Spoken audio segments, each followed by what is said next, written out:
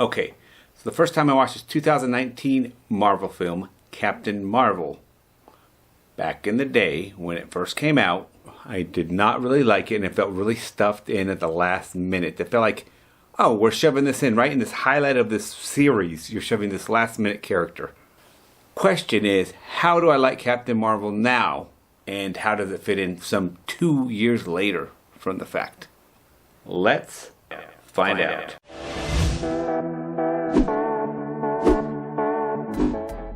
Captain Marvel, or Carol Danvers, played by Brie Larson, is a Kree warrior, fighting in a galactic war against these shape-shifting guys, the Skrulls.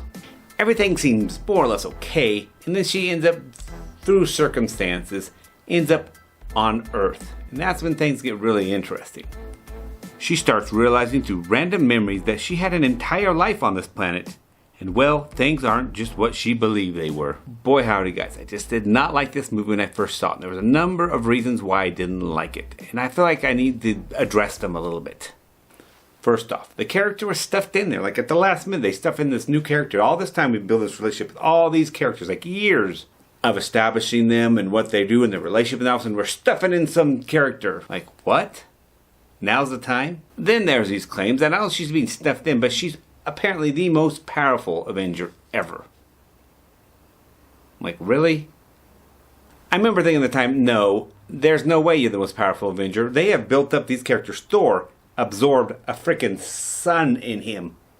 They haven't proven this woman at all. Hulk has done amazing things. All of them have done amazing things. And now you're throwing in this character at the last minute between the two climatic movies of the Avengers and saying, oh well, she's going to be amazing. She's the most powerful ever. Just wait. No. No, you're not. That's dumb. You haven't earned the right. Needless to say, guys, I went in looking for a fight the first time I saw this movie. This time around, I did feel a bit removed from that drama. I kind of had even forgotten about it. I was like, why don't I like this movie? So I went in and I watched it. So I do have a little bit better view of it. I am told, and I do remember a movie she was in where she was a good actress. So I know she's capable of being a good actress. In this movie, unfortunately, she seemed really flat, incredibly flat, kind of lifeless. Not very much to her as far as acting. I was very unimpressed with her acting in this one. But I do know she's a good actress normally. There was a cool cop buddy thing with young Samuel L. Jackson, which totally looks like Samuel L. Jackson when he was young. It's pretty crazy. That alone is worth seeing this. Like, technology's getting really crazy. She did really good playing off of him. I enjoyed that. I would have liked him to explore that more. Something that really stood out in this movie that I really liked, that of course was somewhat underdeveloped because they didn't do it that much, didn't really prove this to me, but they did show it in a flashback. The classic Rocky, never back down. You get knocked down 2 times, you get up 3. It's always like the next thing. And that was really, I thought, a really good thing for life lesson type of thing for building a better life like we want to do on this channel. Fail fast, fail often. You know, but I like fail fast, fail often, learn from it. Rinse and repeat. That's my favorite thing. So that's what I kind of took from this movie as far as a helpful thing that we can learn from in this movie.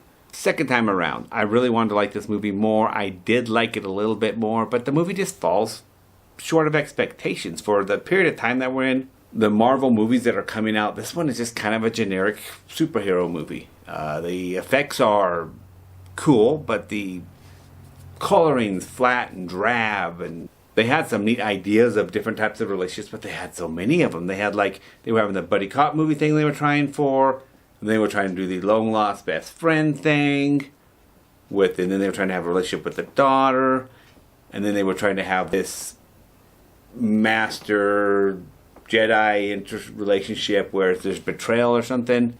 They're trying to throw in all these situations. Like, those have been 3 separate movies, and you shove them all into one, like you're trying to all rush it in, and then you make it the most powerful Avenger. No, don't believe it. Fortunately, I did like it more than I did before, but I still didn't like it that much. So I would have given it a 4 out of 5 in the beginning. Now I'm going to give this one a 5.5 out of 10. 5.5 out of 10. But guys, you don't have to stop here with this Captain Marvel movie. I have a whole list of MCU movies being reviewed right up here if you want to check those out. Learn some life lessons from there. Learn some things. Maybe help you build a better life.